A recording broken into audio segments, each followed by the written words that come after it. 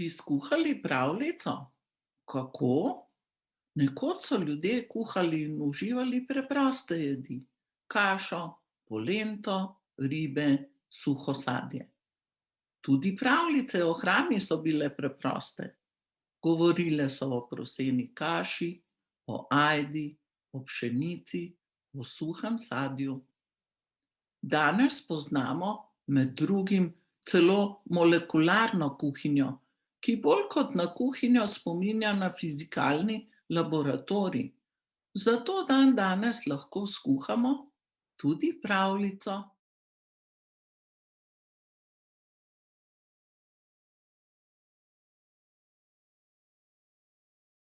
Srček je tak, kot je vsak mali otrok.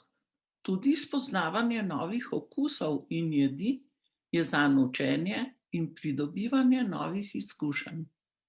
Zato otroške nezaupljivosti do novih jedi ne moremo pripisati zgolj izbirčnosti. Tako pač je. Nekaterim hrana bolj diši, drugim manj. Nekateri radi preizkušajo meje, drugi se raje držijo ustaljenih poti.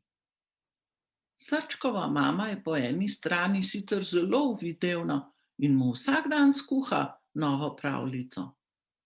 Po drugi strani pa mu pusti, da doživi tudi posledice svoje odločitve. Če ne poje, kar je skuhala, ostane brez kosila.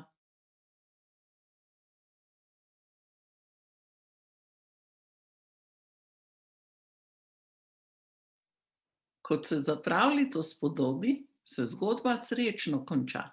S pravljico, ki je ravno prav začinjena in ravno prav osoljena in jo srček z največjim veseljem poje. Nam pa se ob tem poraja cela vrsta vprašanj. Ali je mama ravnala prav? Mi je srček podoben? Kje naj kupim sestavine za kuhanje pravljic?